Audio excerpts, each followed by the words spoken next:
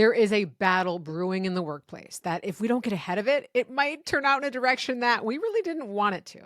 What is this battle? Gen Z versus Gen AI. Now, I don't know if these things realize that they're at odds, but think about it, okay? Gen Z is entering the workforce. It's going to soon represent the largest number of people in the workforce over the coming years. But these folks really came up through the ranks during COVID. They maybe graduated school during COVID. They started their first jobs remotely, and they are wrestling with having so many entry-level jobs now being replaced by Gen I. So now on the other side, right, we have Gen I that's being integrated into companies, industries far and wide. Really, kind of every industry is facing right now how they make sense of Gen AI. What is their strategy? And really entry-level tasks and some of the kind of ground-level tasks are being replaced at alarming rates, or at least companies are looking at that. So you have this new technology, or this technology that's been brewing for a while, but that's really at the forefront, that's replacing a lot of these early jobs. And then you have folks that are early in their careers thinking, well, wait a second. If that computer is going to do my job, what's left for me? Now, but I don't just see this to come down to, jobs being replaced by AI. It's actually manifesting in three different ways. And that's what I'm going to talk about today, both how this is showing up and where this battle is really coming to a head for you as a manager or a business owner. And of course, as always, what to do about it. So you're going to want to stay till the end to get those solutions. I'm Leah Garvin, and this is the New Manager Playbook podcast, where I'm on a mission to make managing your team the easiest part of your job. Because dealing with people is hard enough. And now we're dealing with robots too. Yay, fun. So we want to make managing easier. And one of the biggest challenges I think I'm hearing right now is, how do I make sense of AI? How do I know where to incorporate it thoughtfully? And then also, that's kind of coming into head. This is why I'm talking about this battle at how do I deal with young talent? How do I make sure folks are focusing on the right things? How do I deploy them in the most impactful way? Folks maybe are entering and they have a different relationship with work, with time. As we talked about a few weeks ago on the show, when I brought Grace on, there's just like a different level of investment that Gen Z has in their work. Or in their jobs. And so it's an interesting moment, right? It might seem really attractive, like, well, using the automations, it doesn't have any of the kind of like interpersonal, like sort of stressfully things of dealing with people and figuring out really how to kind of weave Gen Z in the right way. But that is not the answer. And I am begging you to not replace dealing with how to actually, understand our talent and how to, kind of fit them in the right places. We don't want to avoid that because it's a little bit hard. It's a little bit complex by just saying, well, automation's a lot easier. It's a lot less messy. No, I'm asking you not to do that because there are ways to deal with it. So I mentioned I want to talk about three sort of areas that this battle is coming to a head. Now, first, as I've mentioned, it's that a lot of entry-level functions, a lot of administrative work, a lot of different clerical things are being replaced or are being kind of the first target for automation. Now, as I talked about in the episode with Grace, this is creating the situation of, folks looking fresh out of school, looking for a job, and entry-level jobs having thousands of applicants. And so you're thinking, well, gosh, like I might have a degree from a great school. How am I, I thought I would be kind of set up. And so there's a little bit of a disillusionment that even the kind of entry-level starter jobs are having so much competition. And there's more competition and there's fewer of these jobs because folks are looking to automate them.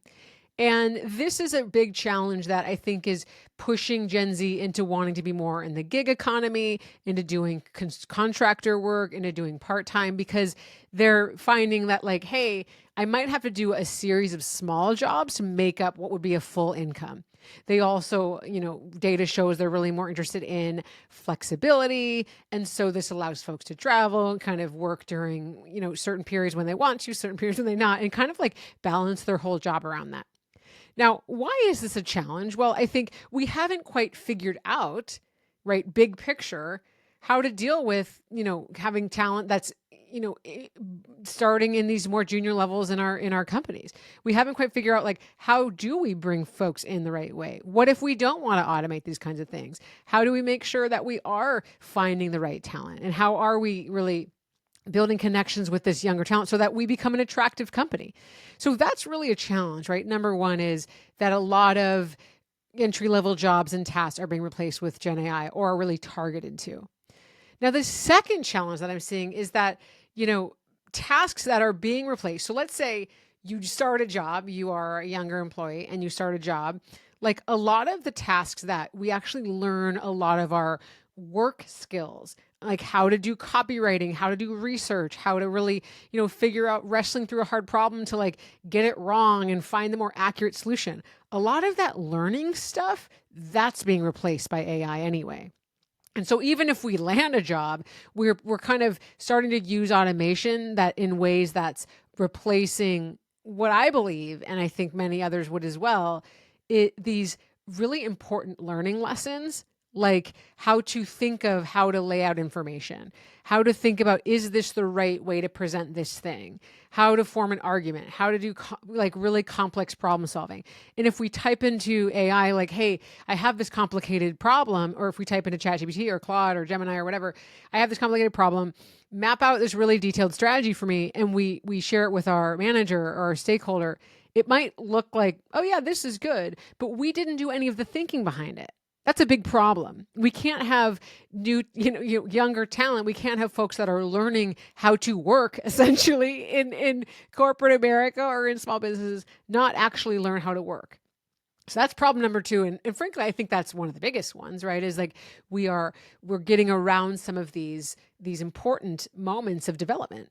We also know that, with folks utilizing managers, especially utilizing AI to replace themselves having to have hard conversations, typing into ChatGPT, hey, I have to have this hard conversation with an employee. Give me a script to say for feedback.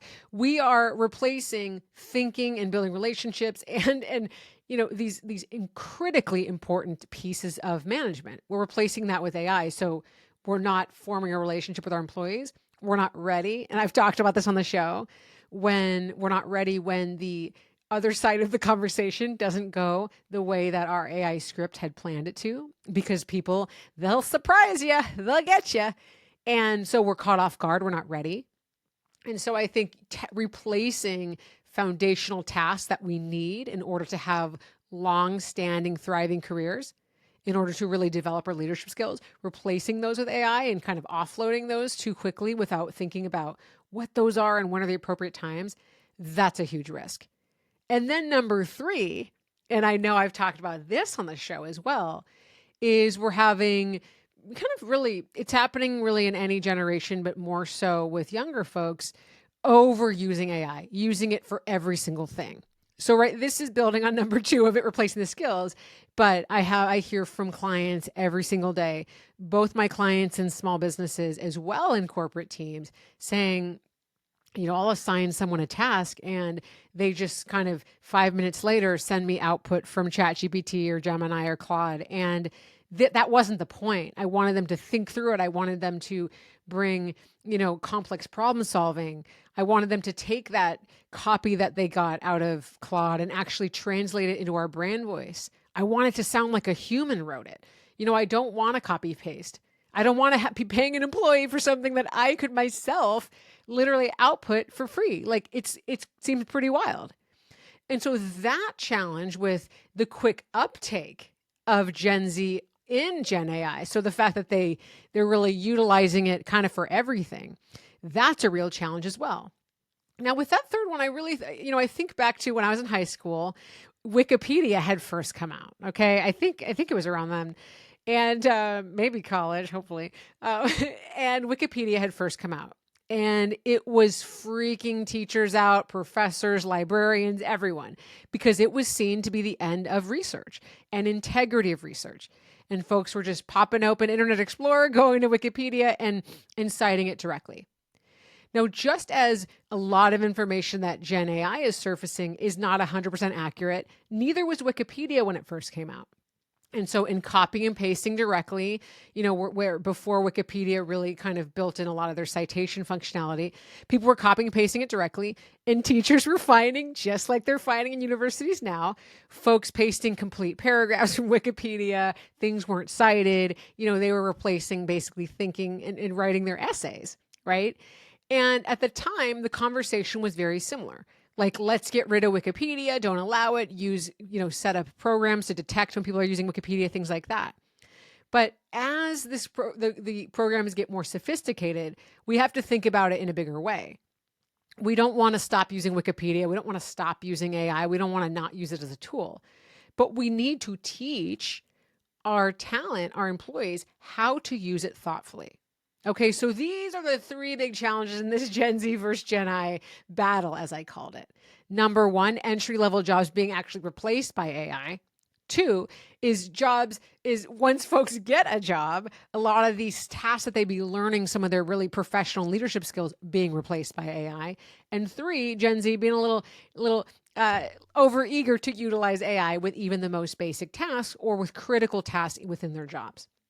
Those are the three challenges that I'm seeing every day. I'm hearing firsthand from my clients, and I'm just watching firsthand as I'm working with Gen Z and getting to know kind of the space. So that's the challenge area. Now, I said to stay to the end because I always love to offer a solution. What is our solution? It's training people. Okay? Like, we've got to make space for training the humans. We cannot just say, okay, figure it out, work with this, kind of dive in, go ahead, run with things. I think right now what I'm seeing more and more is we're moving really, really quickly. We're hiring folks without onboarding. We're hiring folks without training. We're saying, hey, this is a pretty basic job, figure it out. And people don't actually know how to solve it. They don't know how to read your mind. And so starting with thinking, okay, when I am hiring for a role, or when I'm bringing someone in, or when I'm changing someone's role, or when I'm asking them to do something, what is the training that they need to be successful? What are the expectations that I need to set for them to be successful? What are the places that it really makes sense to utilize AI? And if I'm not versed in it, ask your team member to ask them to tell me. Say, hey, I want you to, utilize all the tools at your disposal, but let me know, how do you plan to incorporate Gen AI into your workflow so that we don't lose the human element of it? So that you do still learn how to solve this kind of problem. Okay? Another thing I remember is back in my senior year in high school, I remember the AP calculus. I was not in this class, but there was this huge upset because in AP calculus, folks were typing in all the formulas into their TI-83 calculators. And this was people that had applications out to like Harvard and Stanford and big, big schools. And it was like one of those upsets that all the kids that were really busting their butts and trying so hard, they felt like they couldn't take it anymore. And so they typed in all the formulas in their TI-83 calculators, and the class got caught, and it was this huge thing. And I was like, well, at least I don't have to deal with that. That's the beauty of not being an AP calculus. And the example comes up for me because I think one of the reasons folks are utilizing the third one, right, where Gen Z is utilizing AI, so much, is it's a really hard time right now. They want to move fast. They want to prove their value. They want to be able to get ahead. They want to be able to show, hey, I can take on more. And so they're using these tools that allow them to have a higher output, allow them to demonstrate, hey, I can form a strategy for this. But what they're not understanding is that that's not actually the full picture. That's where the training comes in. Because you don't just learn, you don't know how to make a team strategy or figure out an operational plan or, a hiring program or a product roadmap. The point of it isn't just having the document finished. It's the thinking that went into it. And we're skipping that part. And to be honest, that's the biggest battle of all, that we are not understanding that when we just ask for something to spit out a plan and we just kind of start marching down the path into implementing it, we have not done any of the thinking. The whole point was the thinking. And that's what the librarian said when it came to Wikipedia, right? It wasn't about finding a quote and putting it in your essay. It was about doing the research and making the connections and actually thinking, oh, this makes sense for this and this forwards my argument. So we've got to teach that part. That's the training. That is where you will become your team's most valuable asset as a leader, and your Gen Z talent can win this battle against, Gen AI. And it's not an either or. I shouldn't even say against. They will be your most valuable asset in embracing Gen AI because they are hungry to use it. They are hungry to learn and they are tech savvy. So why would we create this battle where there doesn't have to be one? Okay. So that is what I am encouraging you to do. I'm asking you to not make it be a battle. Let's have it be a place where we can show our team members how to learn, how to think critically, and then ask them. Carve a plan out, chart the course, utilize these tools in all the ways you can, but do not do that at the expense of critical thinking. All right? See you next time.